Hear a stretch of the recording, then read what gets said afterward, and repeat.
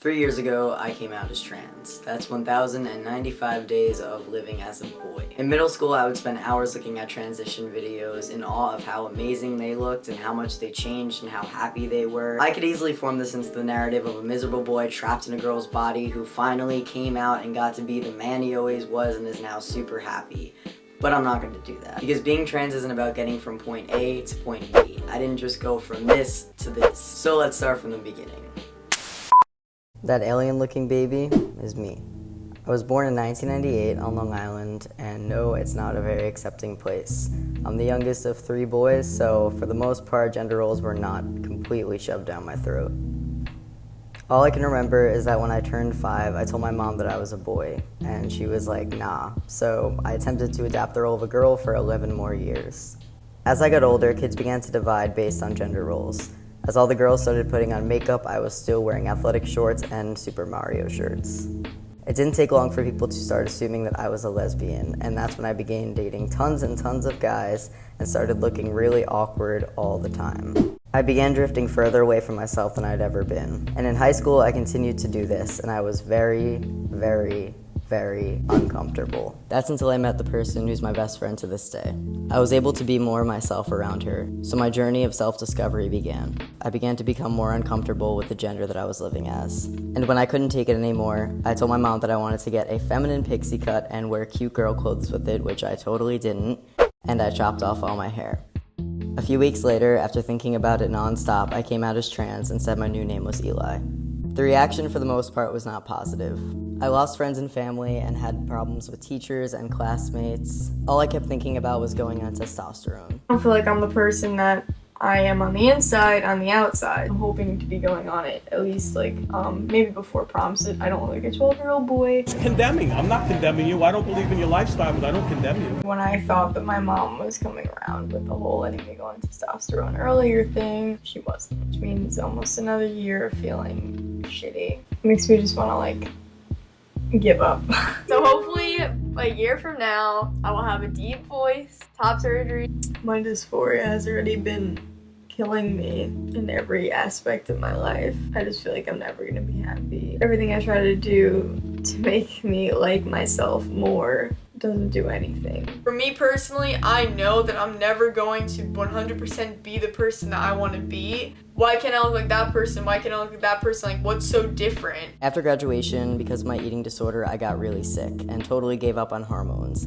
I'm getting worse. I don't know what I'm gonna do, but I know I need help. Until I met one of my best friends, and they convinced me that going on testosterone would be the healthiest decision. So I did. Today I got my letter. I don't care who's happy for me anymore. I'm happy for myself. Less than 24 hours left. To think that I've waited that fucking long for this is mind-blowing. Just to preface this, I had a lot of complications while on T, and after a few months, never took them consistently, but I still had changes. They were just kind of slow, but anyway, enjoy.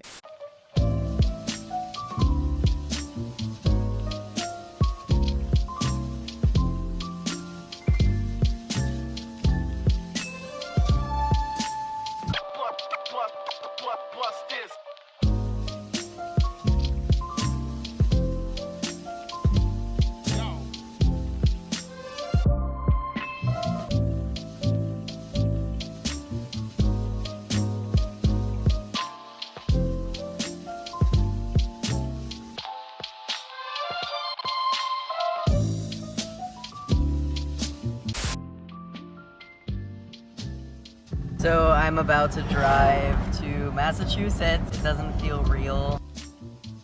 I just woke up. My surgery is in 8 hours. I'm just gonna watch Netflix. I feel like I'm floating in Jupiter. But we are walking back into the hotel. I'm sauced as fuck. Hey. So this is my chest, and it's obviously not looking flat, but it is. Haha. I'm high as balls. We're chilling, we're vibing. I'm about to get a Kit Kat. This shit's good. Officially 3 days post-op. Yesterday was probably the hardest day, but today I'm sore in random places. I barely slept last night, but hopefully this will be getting better.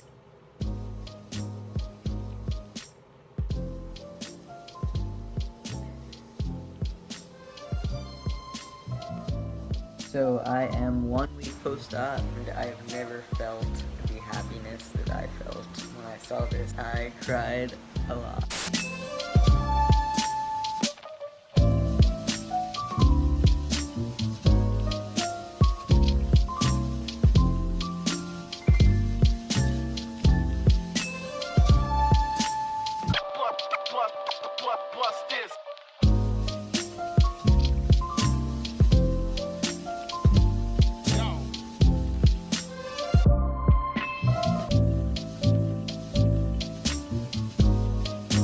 And now here's all the changes I'm sure you've been waiting to see.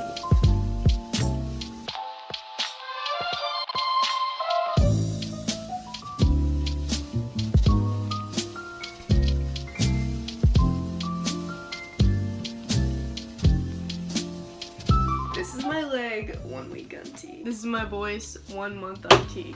This is my voice 2 months on T. This is my voice 4 months on T. We're living a lie, exposed right now. At least we have good lighting. And why do you sing hallelujah if it means nothing to you? Why do we sing hallelujah if it means nothing to you? Why'd you sing with me at all? A lot of people take for granted the gift to be able to live as themselves, especially in a society that usually does not want you to. And even though I still struggle, I know that I'm living nothing less than my true self, and that's all I've ever wanted.